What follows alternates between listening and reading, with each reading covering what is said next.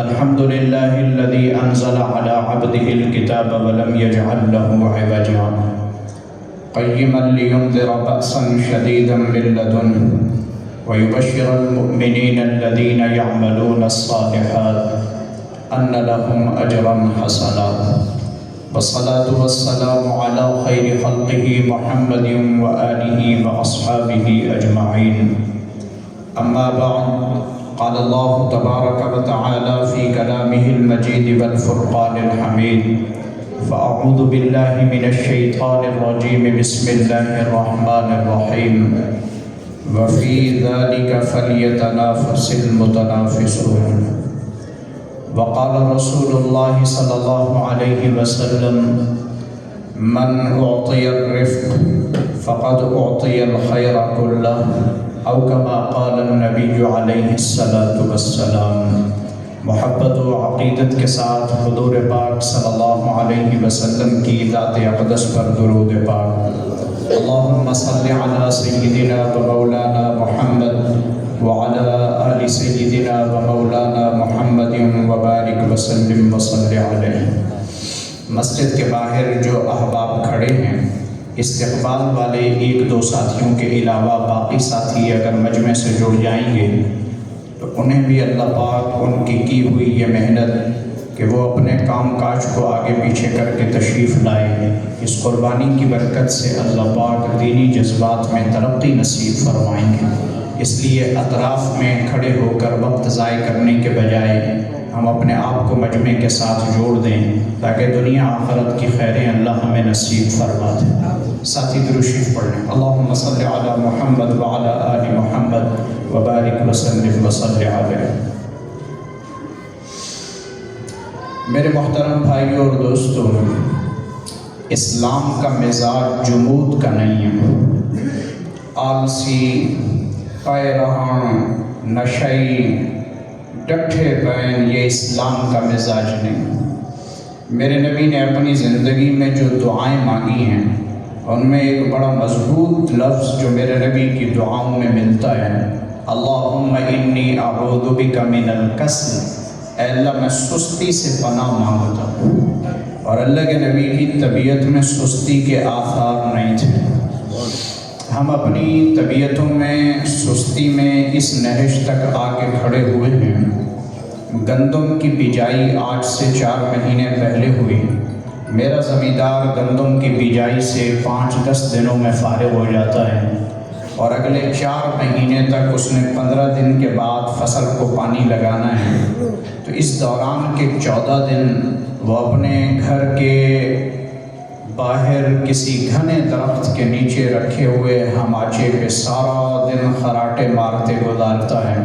اس سے کوئی پوچھے خان صاحب کیا پے کریں دے وے رڑ رہا ہی ہوئے، خان صاحب کیا پے کریں دے وے رڑ رہا ہی ہوئے، اور رڑ نہ خان صاحب کے کندھے پہ لگی ہے، نہ خان صاحب کی کمر پہ لگی ہے، نہ خان صاحب کی ہتھیلیوں پہ لگی ہے، تو زمین میں لگی ہے، لیکن اس کو خان صاحب نے طبیعت پہ ایسا سوار کیا ہے، اکیلی بجائی کر کے فارغ ہو کے 15 دن کے بعد لگنے والے پانی کی بنیاد پہ کہہ رہا ہے کہ میں بڑا مصروف ہوں۔ یہ وہ سستی ہے جو ہماری طبیعتوں کی رگ رگ میں رچ بس چکی ہے۔ اس سستی نے ہمیں اتنا ٹھنڈا کیا ہے، ہم اپنے دین اور دنیا دونوں میں پیچھے چلے گئے ہیں۔ میں ایک مرتبہ بین الاقوامی رپورٹ پڑھ رہا تھا، دنیا میں تقریباً 118 کے قریب ملٹی نیشنل کمپنیاں ہیں جن کی بنی ہوئی پروڈکٹ پوری دنیا میں چلتی ہیں۔ ان میں 115 کمپنیاں یہودیوں اور عیسائیوں کی ہیں، صرف 3 کمپنیاں ایسی ہیں جو مسلمانوں کی ہیں۔ اور یہ 118 کمپنیاں بیچتی کیا ہیں؟ دودھ بیچ رہے ہیں، دہی بیچ رہے ہیں، گوشت بیچ رہے ہیں، کپڑا بیچ رہے ہیں۔ کپڑا بیچنے والا کپاس کی خریداری پاکستان سے کرتا ہے، اور وہ یہاں سے اٹھائی ہوئی کپاس سے کپڑا بنوا کے پوری دنیا میں بیچ کے اپنا نام عالمی سطح پہ لے گیا، اور ہم صرف گوڈی کر کے مطمئن ہو کے کہہ رہے تھے میں کپا رہا ہی کروں۔ ہمارے پاکستان جیسا گلاب پوری دنیا میں کہیں نہیں ہے۔ میں خوشبو کی لائن سے جڑا ہوا آدمی ہوں، شاید پاکستان جیسا گلاب کہیں نہیں۔ پاکستان میں گلاب کی پیداوار ہوتی ہے، ترکی یہاں سے پاکستانی گلاب خریدتا ہے اور اپنے ہاں لے جا کے اس کا آئل نکالتا ہے، پھر وہ آئل خوشبو کی شکل میں تبدیل کر کے دوبارہ پاکستان کو بیچتا ہے۔ اگر پاکستان اپنے گلاب سے خود خوشبو تیار کر کے یہاں دیتا، وہ اگر 50 روپے کی بوتل بنتی تو ترکی کا سفر کر کے جب یہ لوٹ کے آتی ہے تو 1000 روپے کی بوتل بنتی۔ ہماری طبیعت کی سستی ہے جس نے ہمیں دنیا کی ہر سطح پہ ٹھنڈا کر دیا ہے۔ ہم اپنے مزاج کے اعتبار سے پلیٹ میں رکھ کے کھانے کے عادی بن گئے ہیں۔ جب ہم قرآن اور حدیث پڑھتے ہیں اس میں شکار کے احکامات آتے ہیں، یعنی ہم وہ نہیں تھے جنہوں نے گھر کی مرغی پکڑی اور ذبح کر کے کھا لی، ہم تو وہ تھے جو اڑتے پرندوں پہ نشانہ بازی کر کے شکار کی بنیاد پہ کھایا کرتے تھے۔ لیکن ہماری طبیعتیں جب ٹھنڈی پڑی تو ہمیں مرغی سے بھی ایسا پالا پڑا ہے جو اپنے پنجے پہ خود چل بھی نہیں سکتی۔ تو سستی امت مسلمہ کا روگ ہے جو رگ رگ میں بس چکا ہے۔ ہماری تاریخ کیا تھی کہ وَفِي ذَلِكَ فَلْيَتَنَافَسِ الْمُتَنَافِسُونَ، ہم تو مقابلے کے میدان کے لوگ تھے، ہم تو ایک دوسرے سے آگے بڑھنے والے تھے، ہم تو دوسروں کی ٹکر پہ سفر کیا کرتے تھے۔ علامہ طبیری رحمۃ اللہ علیہ کی ایک کتاب ہے حیات الحیوان، اس میں انہوں نے جانوروں کے مزاج لکھے ہیں، اس میں انہوں نے شیر کے مزاج کا تذکرہ کیا ہے کہ شیر اپنی طبیعت میں ٹکر کی زندگی جینا چاہتا ہے۔ اگر ایک شیر مغرب سے آ رہا ہے اور اس نے جنوب کی طرف جانا ہے اور اس کے راستے میں نہر پڑتی ہے اور نہر کا پانی شمال سے آ رہا ہے جنوب کو جا رہا ہے، تو شیر کو چاہیے وہ مغرب سے آئے، پانی میں داخل ہو، موج سے پانی کی لہر پہ بیٹھ جائے، جہاں اس نے جانا ہے پانی اسے بہا کے لے جائے گا، وہاں جا کے وہ اپنا مشرق کی طرف نکل جائے۔ لیکن جب شیر پانی میں داخل ہوتا ہے تو وہ شمال کی طرف سفر کرنا شروع کر دیتا ہے اور اس پہ اس کا زور لگتا ہے کہ وہ پانی کی ٹکر پہ جا رہا ہوتا ہے، پانی ادھر جا رہا ہے اور وہ ادھر جا رہا ہے اور شیر نے جانا بھی ادھر ہے، تو اسے کوئی کہتا ہے بے وقوف، جب تم نے جانا وہاں ہے تو تم اس طرف کس لیے جا رہے ہو؟ وہ زبان حال سے جواب دیتا ہے کہ پانی کی سطح پہ تو کچرا بہتا ہے، پانی کی ٹکر پر جینا یہ شیر کا مزاج ہے۔ تو میرے محترم بھائیوں اور دوستو، ہم تو اپنے مزاج میں مقابلے کی طبیعت رکھنے والے لوگ تھے، ہم تو سارے عالم کو نگاہوں میں رکھ کے ان کی ٹکر پہ سفر کیا کرتے تھے۔ میرے نبی صلی اللہ علیہ وسلم کی خدمت میں ایک آدمی آیا اور وہ کچھ مانگنا چاہ رہا تھا۔ اللہ کے نبی نے دیکھا اس میں کمزوری کہیں نہیں ہے، نہ یہ محتاج، نہ اسے کوئی اس درجے کی ضرورت کہ اس کے بغیر مر جائے۔ تو میرے نبی نے فرمایا لماذا لا تکتسب، کمیدا کیوں نہیں، کماتے کیوں نہیں ہو؟ تو اس نے جواب تو کوئی نہیں دیا، لیکن مجھے لگتا ایسے ہے کہ شاید اس کی طبیعت سے اللہ کے نبی سمجھے ہوں کہ ہون کماؤن کا کام ہی نہیں تھیندا، مانگ کے جب سہولت سے مل گیا ہے تو کمانے کی کیا ضرورت ہے؟ تو میرے نبی نے فرمایا عندک شیء، کوئی شے بھی بولو۔ کہنے لگے آپ سنا کچھ نہیں ہے۔ تو میرے نبی نے فرمایا کوئی شے ہوگی، اور نے کہا ایک لکڑی کا پیالہ، فرمایا بیعہ فی السوق، بازار میں بیچ کے آؤ۔ بیچ کے تشریف لائے، جو درہم 2 ملے میرے نبی کی ہتھیلی پہ لا کے رکھے۔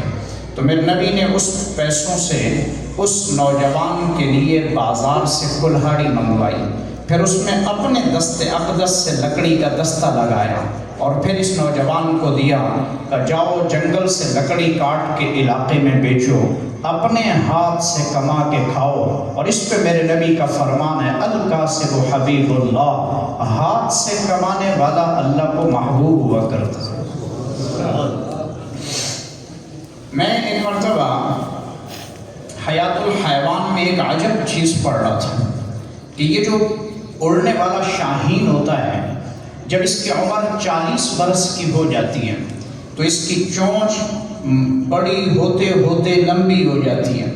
اب لمبی چونچ کی وجہ سے یہ شکار کو اچھی طرح نوچ نہیں سکتا، اس کے پاؤں کے پنجوں کے ناخن بڑے ہو جاتے ہیں، لمبے ہونے کی وجہ سے ان کی گرفت بھی اچھی نہیں رہتی ہے، اور اس کے پر وزنی ہو جاتے ہیں، اس کی وجہ سے یہ زیادہ اونچا اڑ بھی نہیں سکتا۔ انہوں نے لکھا جب اس کی عمر 40 برس ہو جاتی ہے پھر یہ آبادی چھوڑ کے پہاڑ میں چلا جاتا ہے، یہ اپنی چونچ سے سب سے پہلے اپنے پر نوچ کے پھینک دیتا ہے، پھر اس کے بعد اپنے ناخن نوچ کے پھینک دیتا ہے، اور آخر میں اپنی چونچ پتھر پہ مارتے مارتے مارتے توڑ دیتا ہے۔ اب نہ اس کے پر، نہ اس کے پنجے، نہ اس کی چونچ، اس کے جسم پہ جو چربی چڑھی ہوتی ہے اسی چربی پہ یہ پلتا رہتا ہے، اڑ نہیں سکتا تو شکار ہاتھ نہیں لگتا۔ اللہ پتھروں کے دامن میں اس کا رزق پہنچاتا ہے، اور یہ 3 مہینے کے قریب چٹانوں کی اوٹ میں پڑا رہتا ہے۔ ان 3 مہینوں کے دوران اللہ اسے نئے پر دیتا ہے، پھر اس کے پنجے پہ اللہ نئے ناخن دیتا ہے، اور ٹوٹی ہوئی چونچ پہ اللہ نئی چونچ لگاتا ہے۔ 3 مہینے کے بعد نئے پروں کے ساتھ، ان کا وزن ہلکا، نئے پنجے کے ناخنوں کے ساتھ کہ وہ بڑے لمبے نہیں ہیں، اور نئی چونچ کے ساتھ جب یہ فضا میں اڑان بھرتا ہے تو اگلے 30 سال تک یہ اس کیفیت پہ زندگی جی کے اس صدی کے مسلمان کو دعوت دیتا ہے، ہمت ہار کے جینے کے بجائے حوصلے کے ساتھ میدان میں جاگ کے سفر کرنا سیکھے۔ ایک جانور یہ سب کر سکتا ہے، ایک انسان کیوں نہیں کر سکتا ہے؟ تو میرے نبی نے جن ساتھیوں کو ساری زندگی تربیت فرمائی ہے، یاد رکھیے میرے عزیزو، ہم نے طے کر لیا ہے مولوی صاحب میں کو نماز پڑھاوے، مولوی صاحب میں کو عید پڑھاوے، مولوی صاحب میں کو جمعہ پڑھاوے، مولوی صاحب میری ذات تے کوئی گال نہ کرے، مولوی صاحب مجھے کوئی بات نہ کرے۔ حالانکہ تربیت کرنے والا وہ ایک ایک پہلو پہ نگاہ رکھتا ہے۔ میرے نبی مسجد میں تشریف رکھتے ہیں، حضرت عبداللہ بن عباس تشریف لائے، ان پہ ایک چادر ہے، اس کا رنگ سرخ ہے، اس پہ پھول بوٹے بنے ہوئے، ایسے لگا جیسے کوئی عورت آ رہی ہے۔ میرے نبی نے فرمایا ماذا فعلت بک یا عبداللہ، عبداللہ یہ کیا کی تھی ودیں، یہ عورتوں والا حلیہ کیوں بنایا ہوا ہے؟ تو سیدنا عبداللہ تشریف لے گئے، ان کے گھر روٹیوں کے لیے تندور جل رہا ہے، انہیں چادر لپیٹی تندور میں ڈال دی۔ کچھ دنوں کے بعد میرے نبی نے فرمایا ما رأینا علیک، ہم نے تم پہ وہ چادر نہیں دیکھی جو کئی دن پہلے تم پہن کے آئے تھے۔ وہ کہنے لگے یا رسول اللہ، میں نے اس چادر کو لپیٹ کے آگ میں ڈال دی۔ میرے نبی نے فرمایا گھر کی کسی عورت کو دے دیتے۔ وہ کہنے لگے یا رسول اللہ، بس جس چیز پہ میرے نبی کی نگاہ محبت کی نہیں پڑی ہے، عبداللہ کے گھر والوں کو بھی اس کی ضرورت نہیں۔ تو تربیت کرنے والا ایک ایک چیز پہ نگاہ رکھتا ہے۔ ہم نے آپ کو قصے سنا کے اتنا ٹھنڈا کیا ہے، اب آپ ہم سے یہ توقع رکھتے ہیں مولوی صاحب موسیٰ کا قصہ سنا کے سبحان اللہ اخواہ گھر لگا دیں گے، وہ میرے بزنس پہ بات نہ کرے کہ میں حلال کما رہا ہوں کہ حرام کما رہا ہوں، میری شادی پہ بات نہ کرے کہ میں جائز کر رہا ہوں کہ ناجائز کر رہا ہوں، وہ میری قومیت کے نعرے پہ بات نہ کرے کہ میں صحیح لگا رہا ہوں یا غلط لگا رہا ہوں۔ سیدنا عمر بن خطاب مسجد میں کھڑے ہیں، ایک نوجوان داخل ہوا، اس کا پیٹ آگے نکل چکا ہے۔ حضرت عمر نے پوچھا ما فہم وطنک، یہ ڈیڑھ کیوں ودا کی تھی وجہ؟ وہ کہنے لگا برکت اللہ، یہ اللہ کی طرف سے برکت پڑ گئی ہے۔ حضرت عمر نے جواب میں فرمایا لیس ببرکت بل هو عذاب من ربک الذی سلط اللہ علیک، یہ اللہ کا عذاب ہے جو اللہ نے تجھ پہ مسلط کر دیا ہے۔ وقت کا امیر المؤمنین اپنی رعایا کی صحت پہ بھی نگاہ رکھے ہوئے، میرے نبی کا دسترخوان لگا ہے، اس پہ کھجوریں رکھی ہیں، اور سیدنا علی المرتضیٰ کی آنکھوں میں الرجی چل رہی ہے، سارے کھا رہے ہیں، حضرت علی کی ایک آنکھ میں الرجی دوسری چیز ہے، حضرت علی نے بھی کھانا شروع کر دیا۔ میرے نبی نے فرمایا تمہل یا علی، علی ہاتھ ہولا رکھ، آپ مت کھاؤ، الرجی والوں کے لیے یہ مناسب نہیں ہے۔ ہمارے خان صاحب عمرے کے سفر میں ہمارے ساتھ تھے، جب ہم مکہ مکرمہ پہنچے انہیں شوگر، انہیں کھجوریں کھانا شروع کر دی، اور میں نے کہا خدا دا بندہ کھجور شوگر آنے واسطے ٹھیک کہیں نہیں، وہ کہنے لگے سونے دے شہر دی کھجورے کھانے کیا حرج ہے؟ سونا خود اپنے سامنے سیدنا علی کو بٹھا کے کہہ رہے ہیں علی یہ کھجور مت کھاؤ، تمہارے لیے نقصان کا سبب ہے۔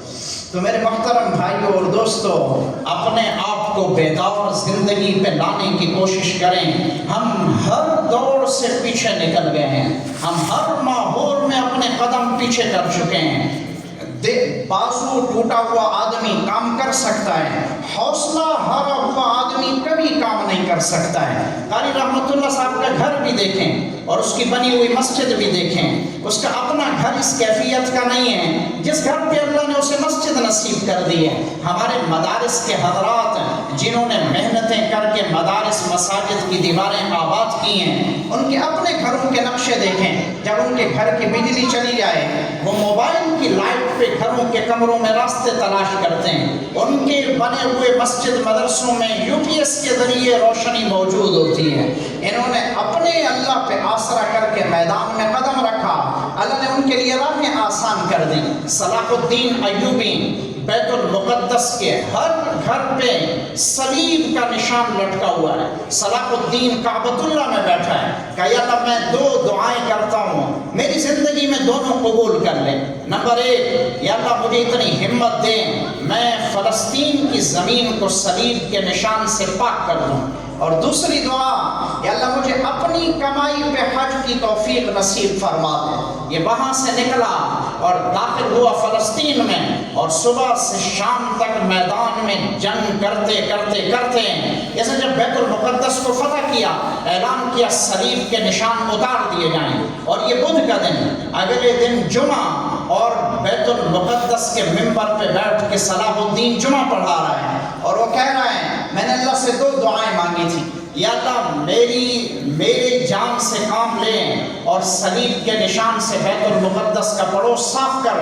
میری ایک دعا قبول ہو گئی۔ پھر وہ کہنے لگے کہ لیکن میرے پاس اتنا نہیں ہے کہ میں اپنی کمائی سے یا اللہ تیرا گھر دیکھ سکوں، یعنی اتنا نہیں ہے کہ وہ اللہ کے گھر جا سکے، لیکن اس کے حوصلے میں اتنی جان ہے وہ پورے ملک سے ٹکرا کے بیت المقدس کی زمین سے عیسائیت کا نشان مٹا رہے ہیں۔ اسے میرے عزیزوں، میرا جوان ہے، میرا بوڑھا ہے، میرا بچہ ہے، حوصلہ ہار کے ماحول میں زندگی جی رہا ہے، اور وہ اپنے آپ کو تسلی دینے کے لیے کہہ رہا ہے اصل کر کیا سکتے ہیں، اصل کر کیا سکتے ہیں۔ ابھی عید کے دنوں میں بازار میں خریداری چل رہی تھی، ہمارے بازار میں خریداری کرنے والی بچیاں، عورتیں، نہ یہ ہندو تھیں، نہ یہ عیسائی تھیں، نہ یہ سکھ تھیں، نہ یہ دہریہ تھیں، ان کے جسموں پہ چوڑی پاجامے کی شکل کے پہنے ہوئے کپڑے، ان کی آدھی آستینیں، ان کے سر پہ پہنا ہوا جالی کا دوپٹہ جس پہ اللہ نبی فرشتوں کی لعنت برسے، اور یہ سارا دن بازار میں گھومتی۔ مجھے اس بچی سے کوئی گلہ نہیں ہے، مجھے دکھ اس بات کا ہے کہ جس گھر سے نکل کے آئی ہے اس گھر میں کوئی بھائی تو زندہ تھا، اس میں باپ تو زندہ تھا، اس میں دادا تو بیٹھا تھا، اس میں کوئی چچا تو بیٹھا تھا، اور نے ایک جملے پہ اپنے آپ کو مطمئن رکھا ہے ایسا کر کیا سکتے ہیں، بس اس جملے پہ اپنے آپ کو کھڑا کر کے رکھا۔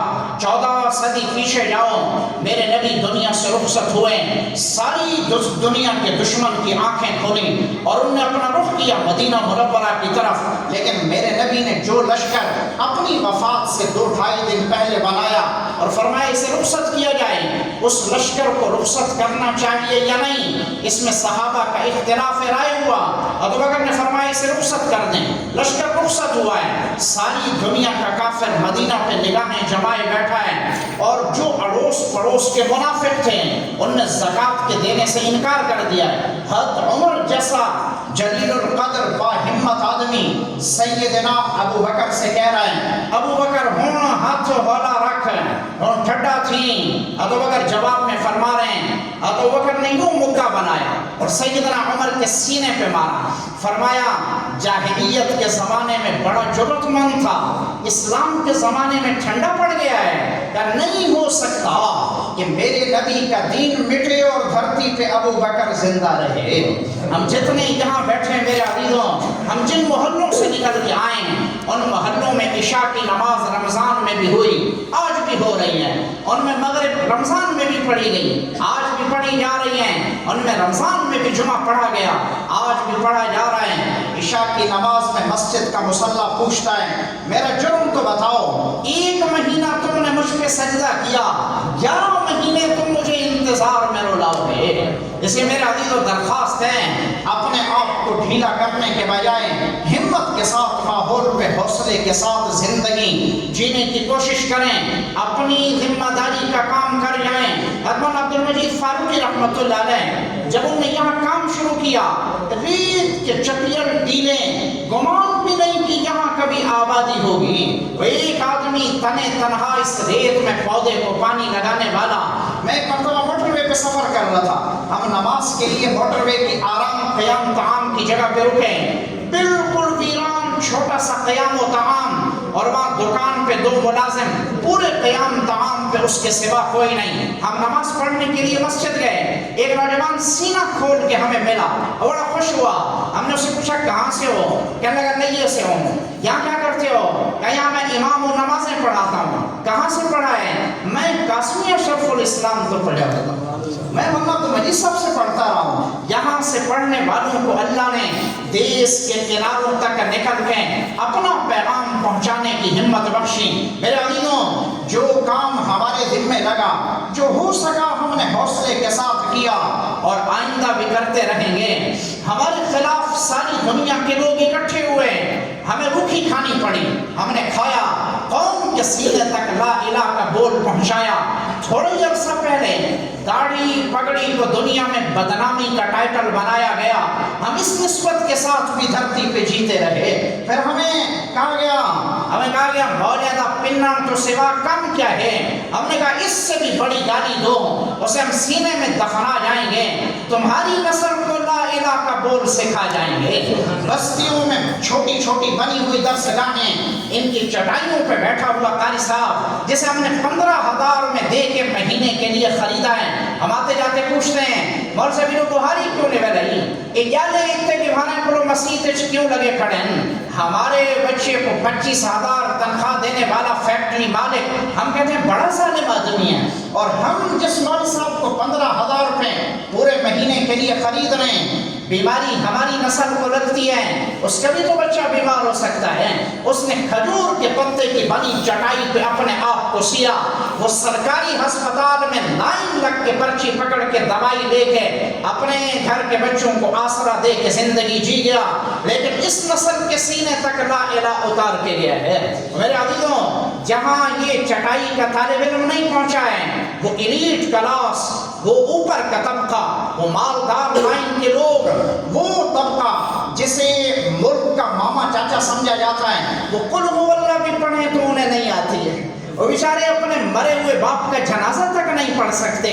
میری درخواست ہے آپ حضرات کی خدمت میں، نہ ہمارے یہ تہوار ہے، نہ ہمارے یہ فنکشن ہے، نہ میں خطیب ہوں، نہ میں واعظ ہوں، میں آپ کی دل پہ دستک دیتے ہوئے درخواست کرتا ہوں، ہارے ہوئے حوصلے کے بجائے جیتی جاگتی ہمت کے ساتھ سفر شروع کریں، جو آپ کے بس میں ہے اتنا کر جائیں، اللہ ماحول کے رنگ اپنی رحمت سے خود بدلے گا۔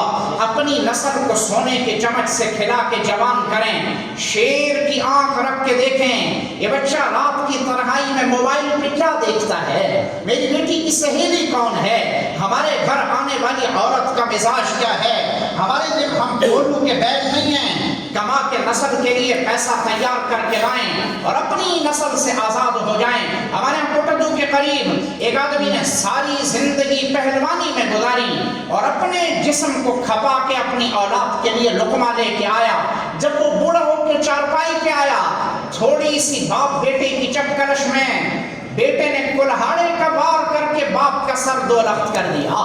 میری درخواست ہے اگر اپنی نسل کا سرمایہ بچانا چاہتے ہو، اللہ کے لیے اپنی نسل کو خیر کی راہیں دکھانے کو مضبوط حوصلے کی نیت کریں، نیت کرتے ہیں انشاءاللہ میرے عزیزوں۔ ساری دنیا کا دشمن جتنا بیدار ہو کے آئیں، اس کے پیچھے ایک جملہ ہے وَمَكَرُوا وَمَكَرَ اللَّهُ وَاللَّهُ خَيْرُ الْمَاكِرِينَ۔ زمین ہمارے خلاف، آسمان ہمارے خلاف، میڈیا ہمارے خلاف، ماحول ہمارے خلاف، ہمارا اگر اپنے اللہ سے یارانہ ہے، سارا جہاں ناراض ہو پروانہ چاہیے، پیش نظر تو مرضی جانے جانا چاہیے، بس ایک اس گول پہ میدان میں قدم رکھ کے حوصلے کے ساتھ اپنی ہمت محنت کا کام کرتے رہیں، اللہ دنیا میں خیر کی ہوا ضرور چلائے گا۔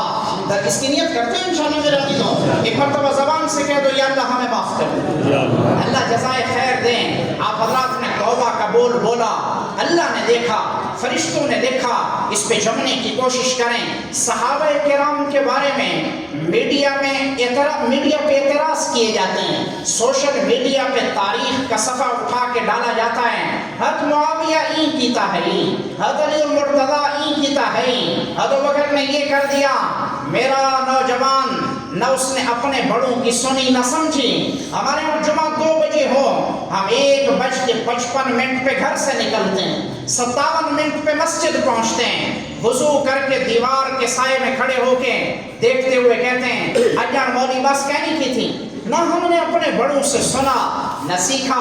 پھر ہم نے جب میڈیا پہ کسی جبے دستار کے آدمی کو ان مقدس ہستیوں پہ بولتے دیکھا جن نے ساری زندگی نبی کے قدموں پہ قربان کر دی، پھر ہم نے کہا کتاب وچ لکھا کھڑے کوئی گالتا ہو سی، ہمارے مرے باپ کے بارے میں کوئی بات کرے، ہم کہتے ہیں میرے پیو کے بارے گال نہ کریں، میں تیری زبان کاٹ گئی انسان۔ میرے عزیزوں، کیا جرم ہے اس ابو بکر کا جس نے چلتا کاروبار نبی کے قدموں پہ دیا ہے، جس نے اپنی لاڈلی بیٹی نبی کے گھر کو دی ہے، جس نے مکہ میں بنا گھر محمد مصطفیٰ کی چاہت پہ قربان کیا ہے، جس نے زندگی کی صبح و شام میرے نبی کی ہاں میں ہاں ملاتے نبھا دی ہے، کیا اس پہ بھی سوال کیا جائے گا؟ میرے نبی نے فرمایا جب محشر میں سارا عالم پریشان ہوگا میں اللہ سے درخواست کروں گا کہ اللہ حساب شروع کر۔ اللہ مجھ سے فرمائیں گے یا محمد قدم من امتی کا احدا احاسبہ، اپنی امت کا وہ بندہ آگے کر جس سے میں حساب شروع کروں۔ میرے نبی نے فرمایا میں ابو بکر کا ہاتھ پکڑ کے کھڑا کروں گا، یا اللہ اس سے حساب شروع کر۔ میرے نبی نے فرمایا اللہ جواب میں فرمائیں گے اے محمد جس نے آپ پہ احسان کیا ہم نے اس کا بدلہ دیا، آج تو ابو بکر کے احسانات کے بدلے کا دن ہے۔ جس کا اللہ حساب نہ لیں اس کے بارے میں ہم تاریخ کے صفوں کی بنیاد پہ ہمت ہار جائیں۔ میرے جوانوں سے درخواست ہے جذباتی زندگی جینے کے بجائے معلوماتی زندگی جینے کی کوشش کریں۔ ہم کیوں صحابہ کو اہمیت دیتے ہیں؟ ہم کیوں عمر ابن خطاب پہ قربان ہیں؟ عمر ابن خطاب عمرے کے لیے طواف کر لیں، میرے نبی کے ساتھ ایک چکر، دوسرا چکر، تیسرا چکر لگاتے ہوئے مقام ابراہیم کے قریب سے گزرے۔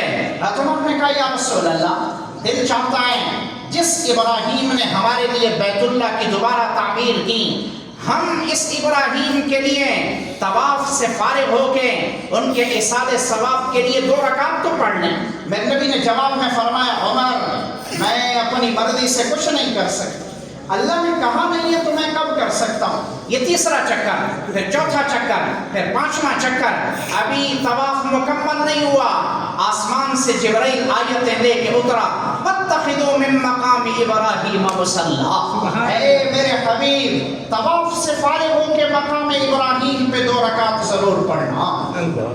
امت کے افراد اسلام میں داخل ہو رہے ہیں، ابھی پردے کا حکم نازل نہیں ہوا ہے، عمر تشریف لائے، کہا یا رسول اللہ مختلف ملکوں کے لوگ اسلام لا رہے ہیں، میرا جی چاہتا ہے آپ اپنی بیٹیوں کو اپنی گھر والیوں کو پردے کا حکم دیں، ہر قسمی آدمی آئے اور ان کی نگاہ نبی کے گھرانے پہ پڑیں، میرا جی نہیں چاہتا ہے۔ عمر نے یہ درخواست کی، میرے نبی نے فرمایا عمر جب تک اللہ حکم نہ دے میں خود کیسے کہہ دوں؟